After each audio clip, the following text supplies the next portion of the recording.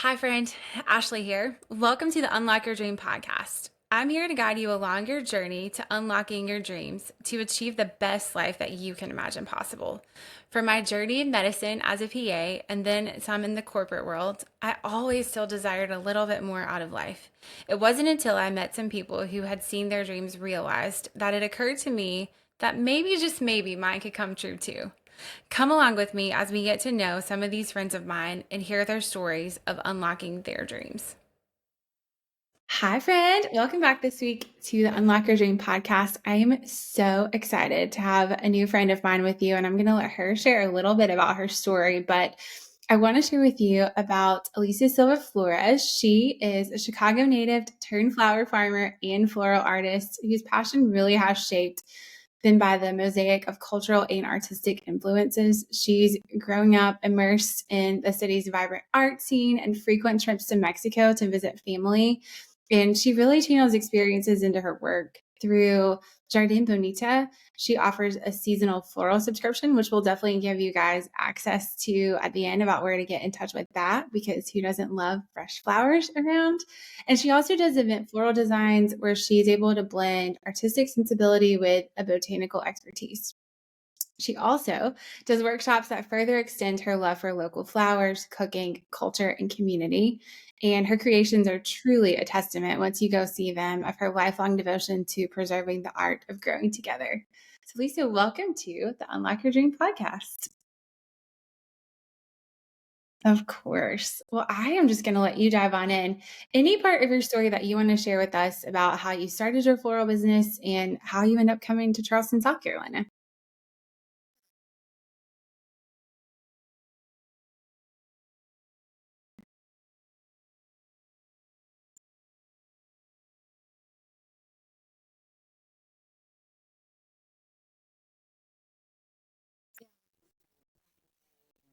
Mm.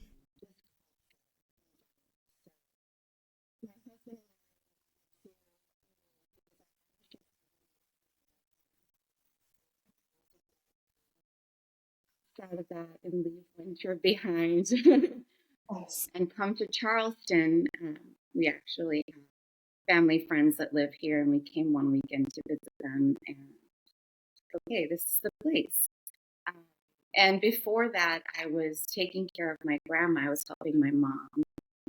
She had dementia, so the year before we moved here, I was helping her take care of her. And when I came over here, I kind of knew that I wanted to be involved in flowers. My career had really been very administrative, heavy with networking and all of that. So I had always wanted to dive back into a creative field. And I've loved flowers since I was little. Like my mom always had flowers on her porch, like any place that she could squeeze in a Mm. planter, we had some type of flowers. So I had never grown flowers before. But I started off like, well, I could be a florist, learn, skills, the fundamentals, like all the foundation that goes into being a florist. But then I started learning about slow flower movement, and basically, it's really about supporting your local flower farmers and building that community. And I read a book called Flower Confidential, which changed my life. Another flower farmer actually recommended it to me. And there it just talks about the flower industry and how close it is to fast fashion and basically the ins and outs that go into the flower industry. And a lot of it, what people don't know is 80% of our flowers that we get in the United States comes from overseas. And with that, there's a lot of pesticides, labor issues, transportation, being sprayed once they're at the airport, before they get to the florist. So they're cut like way far in advance and basically transported and have gone through all of these things, to get to us. So we're actually very fortunate in South Carolina. We have about 45 flower farmers. in our state, which is amazing. So my mission is really to bring awareness to this movement, but also build a community that is surrounded by all of this local beauty and create events and opportunities for people to engage with. Oh my gosh. I'm already learning so much and taking so much and I'm just like scribbling notes over here. I would definitely want to read that book. That sounds incredible. Yeah, you just don't think about it. I think you see, like you said, there's something about, and I already hear this thread of family throughout your story where flowers around are just beautiful and it adds this like life and peace and bringing outside in. But also, like you said, you don't think about where are you getting them. I'm all about locally sourced, supporting local people and hard work that's done right. But if you're bringing pesticides into your home, a lot of us with babies or dogs or all that, it's just, you think you're doing your best and you might not be. So that's really interesting. And I love just bringing awareness to that. So that's really cool. Chicago to Charleston, and then really just bringing light to this mission, which is so incredible. What would you say that you have learned along the way and any connections you made that help you make that leap from obviously a lot of culture that you had from Chicago to come here, learning about this sustainability of floral design and then taking it into your version of your business? Yeah, one thing I've really learned about growing flowers from seed is patience and Mhm. working with the seasons. I think I've finally gotten to the point where it's like, okay, listen to your environment and don't rush Yeah. things that Mm. aren't supposed to happen naturally. And I think that lesson for me, I take it into daily life. It's really about you can't rush things that are going to be good. Like Mm. the flower, you look at a seed and you're like, how is this going to turn into something so beautiful?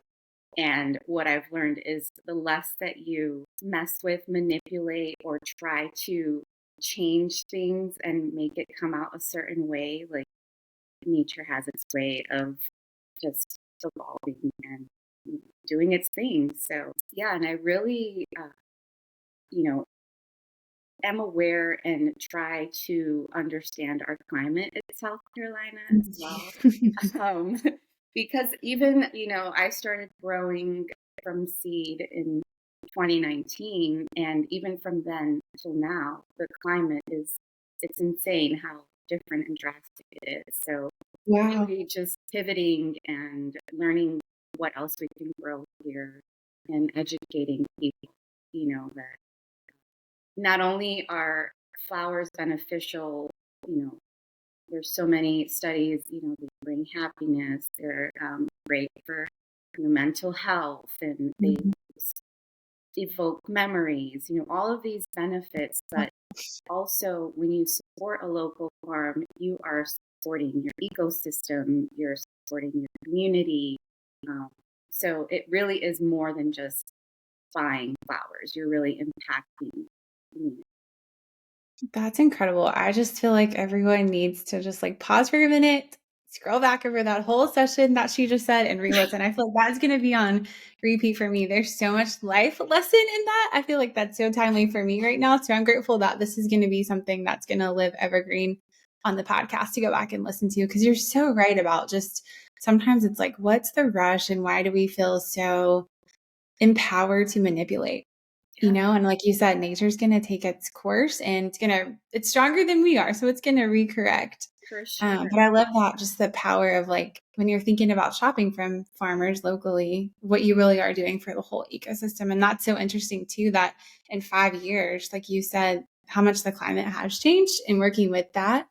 Um, it kind of keeps you constantly involved, I'm sure, in your work, but also in your art because what you're crafting, your watercolors are changing a little bit, what you get to paint with.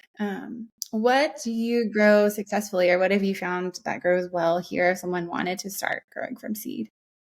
Yeah, the great thing about our growing season is that we could pretty much grow all year round, Cool. which was something, coming from Chicago, we have long winters, and moving here, we're like, oh, okay, you can actually grow things in November. But I'd say if, I highly encourage everyone that follows me, my community, to start small. Mhm. Even if you grow like 1 or 2 plants, you will see how happy nature is. Like you'll start getting the Mm. butterflies and the hummingbirds and the bees. But something, like sunflowers, zinnias, um, Okay. these are all native to America. So they grow really well here. But honestly, I tell everyone just try. And people are always afraid, like, oh, what if I kill it? What if, it dies? And I've killed so many plants and flowers in the past. It's okay. You just keep on trying. And it really is just, you know, nurturing the plant, watering the plant. I always say water because people are like, oh, yeah, I didn't water it for like 2 weeks. So I'm like, well, yeah, you might want to water your flowers. Yeah. But really, there's so many great resources, especially here in Charleston. There's local nurseries that you can go to. Everyone is so helpful. And that's another reason why I love my flower community.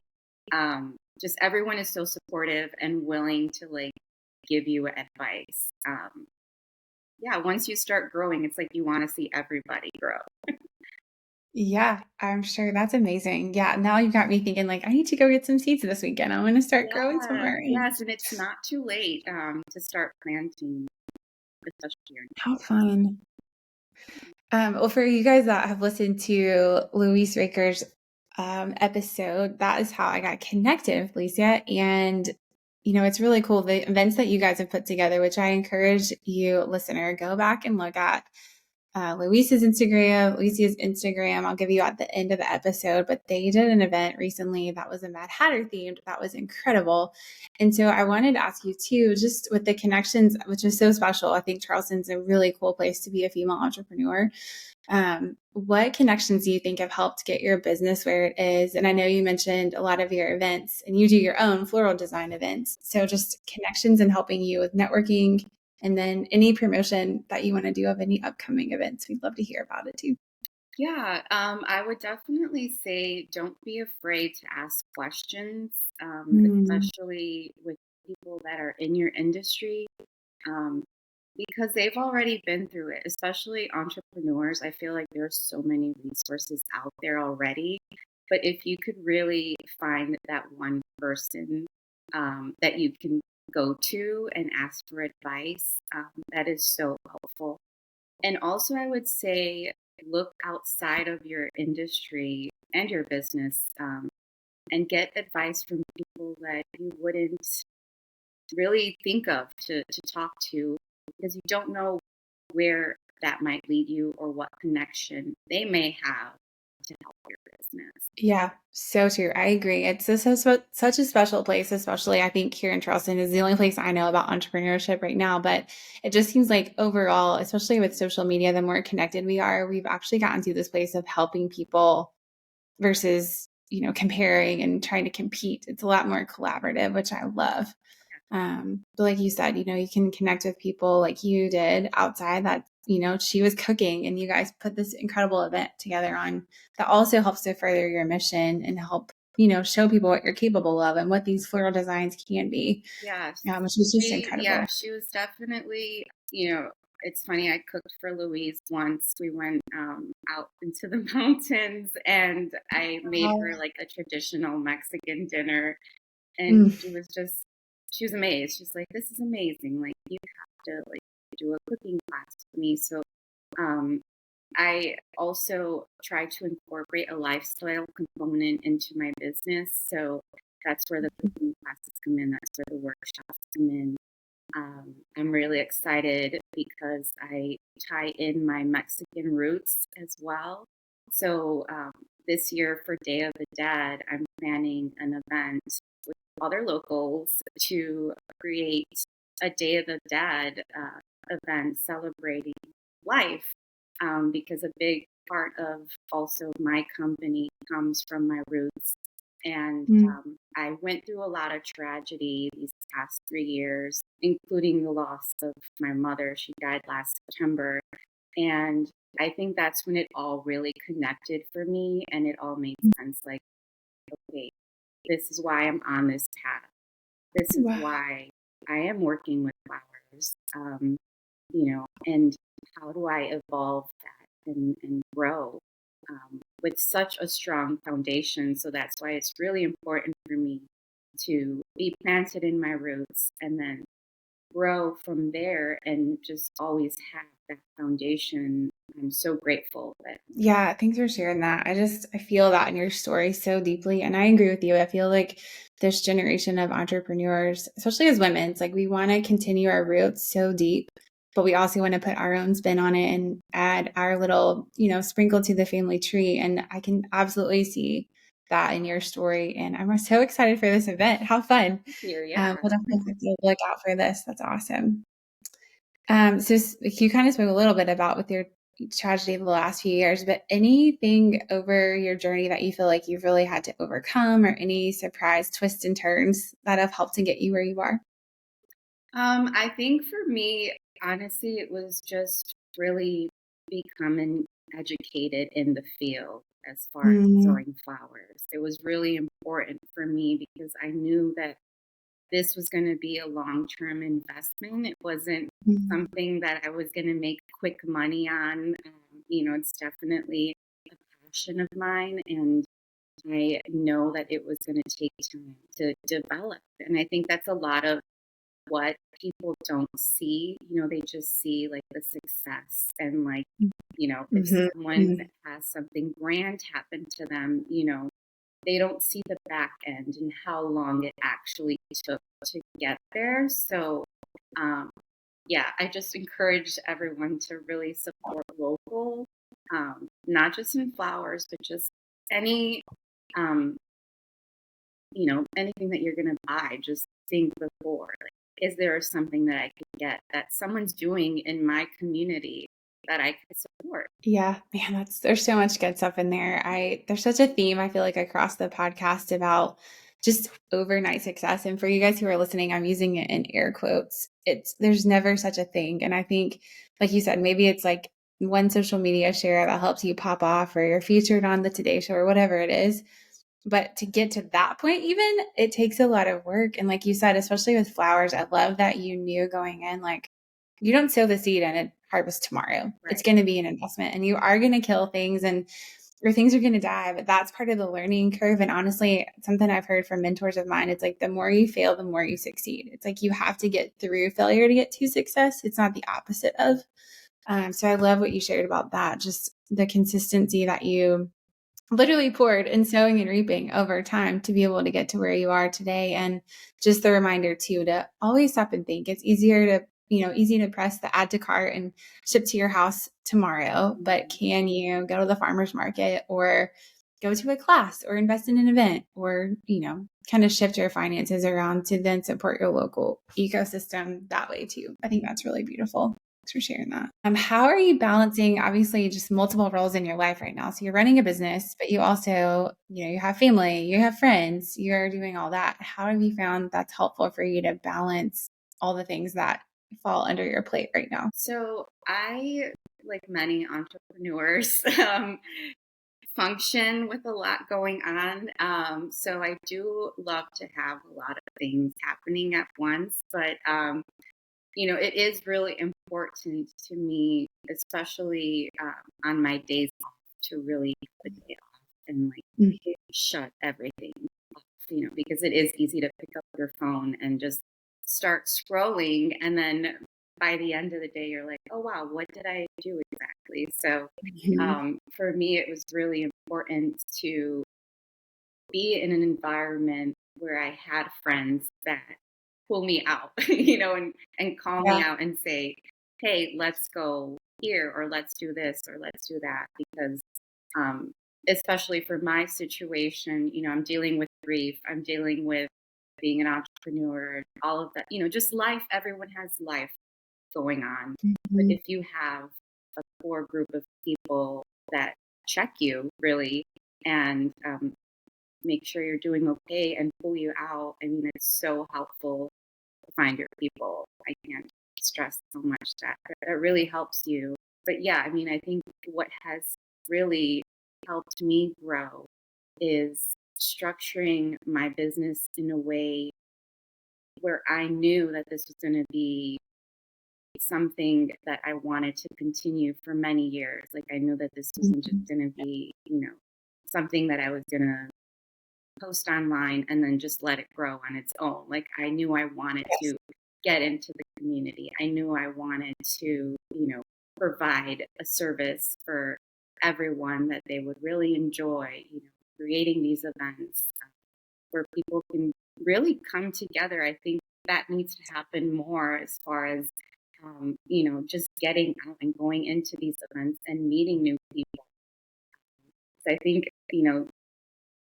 after COVID, everyone was kind of like, it's okay to go back outside and like socialize. And I still feel like there is this lingering, feeling of that still. Um, I love that. Yeah, I agree. And that's a theme we've had on here a little bit, but I love that you would be so vulnerable to share about grief because you don't think about it. As an entrepreneur, I feel like a lot of times, sometimes our identity comes so tied to our business and the business has to keep going. Like you said, whatever it is, whenever life hits. And especially with how involved that you are, it's like maybe you could put pause for a little while, but you can't just like stop right. if you want to keep going. And so you figure out how to work through it. And truly, I believe that life happens for us and not necessarily to us all the time, although it feels like it happens to us a lot. But I love that you would find community. And that says a lot about you, I think, even like you said previously, where you put yourself out there, you ask questions. And I do feel like people are willing to hop on a Zoom or grab a coffee or go for a walk or whatever that looks like if you're willing to ask. Yeah. Most people I've found are so generous with their time. But for you to say, like, now I have my tribe, and you do have to check in on your people. And I think also be encouraged, entrepreneur, like check in on your people. Don't get so bogged down on your Instagram or your social media that you forget to invest in real friendships too. And I mean, I believe I've had some great friendships come from social media. So, but I love that you would also touch on intentional rest and just that kind of inhale, exhale of like put in the work and do your thing and then shut it off. And you have to rest and come back probably more creative and refreshed to then do even more productive work. But that's I love that time management tool of like, sometimes you really just have to turn it off and you have to intentionally turn it off because it's too easy to pick up your It phone, is like you so said. easy. And I've had, conversation with other friends that are entrepreneurs, and we all have the same struggle. It's like it is so hard to turn off because you're just in a constant state of thinking, creating, what's next, I have this idea, So um, for me, I've learned, really putting my phone on do not disturb, going Mm-hmm. outside, Mm-hmm. trying to remember, even how our elders were, they didn't have cell phones, they Yeah. didn't have internet, like just going back to the basics of living life. It's so good. Oh, so good. I love it. What would you share with someone who maybe has the dream of starting a business or, any sort of dream that they feel like they're either have doubt or scared to pursue? I would definitely say take the time and research what it is you actually want to do and put time into.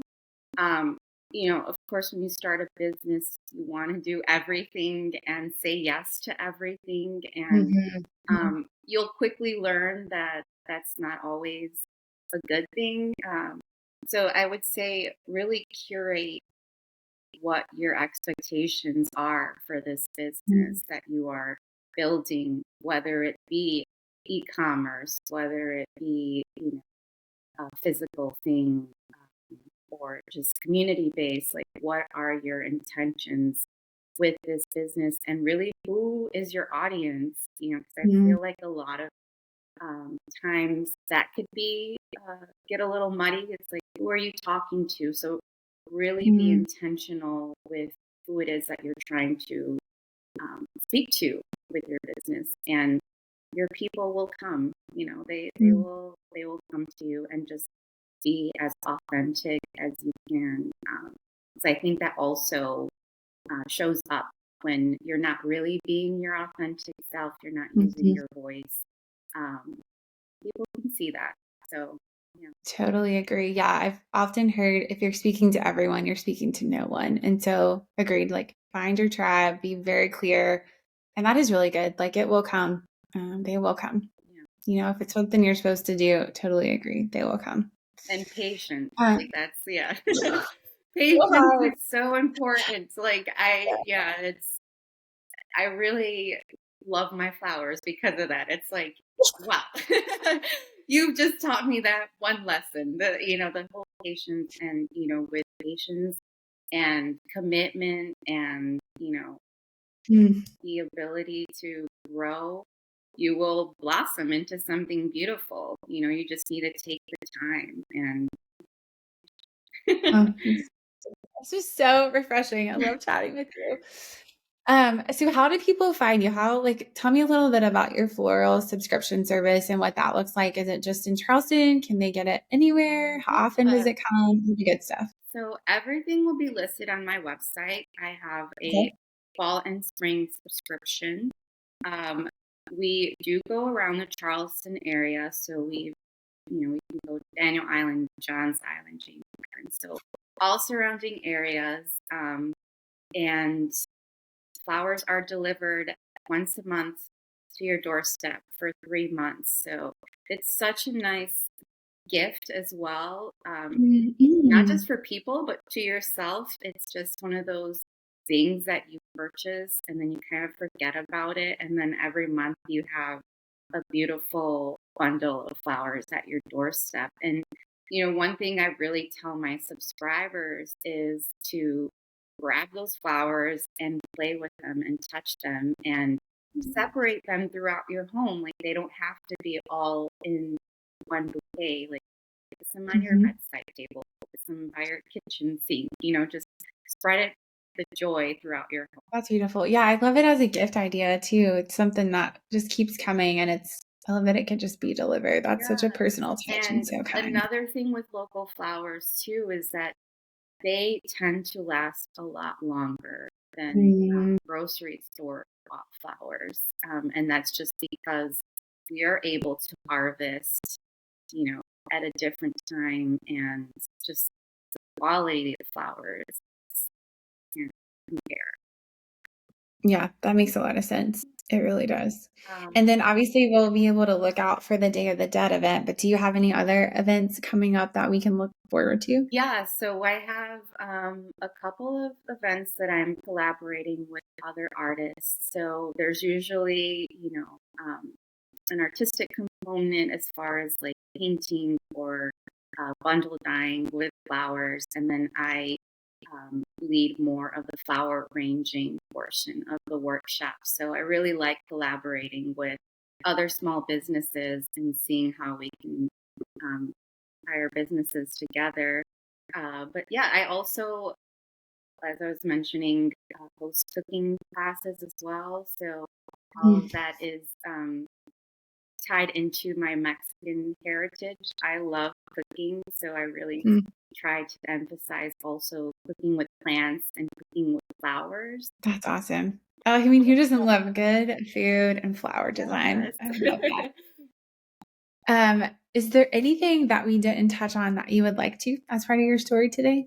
Honestly, just I hope everyone takes time to appreciate nature and slow down Mm. and support your local farms because we are out here for you, honestly. Yeah, so good. Well, where can listeners connect with you? You can find me on Instagram, and that is Jardín Bonita. I love it. Love just hearing the way that you roll that off the tongue so beautifully. And I will make sure to include that in all the show notes so you guys make sure that you can find her. Well, obviously, this has just been such a gift. And I feel like, honestly, just it's perfectly timed to come out at this time of the summer when everyone is so, feel like busy and just there's this energy of just busyness. And so I love that this is timed so well just to give you a reminder. There's so much nature out right now in the summer. Slow down. There's your farmers markets. You can connect with you. I mean, what a fun thing to give a teacher or a mom of a kid going back to school, just to have that looking forward to for the fall. So, well, I have been just enamored with your story. Thank you for just providing peace to my day. I can say that for sure. And we're excited to share this with our listeners and look forward to connecting again soon. Thank you so much. Okay, friend, that's it for this week. Thank you so much for spending time with me. Feel free to share this podcast with another friend who it may inspire. Leave a review to possibly be featured at the beginning of another episode, and subscribe so you don't miss out on any of the stories that could help unlock your dream for you.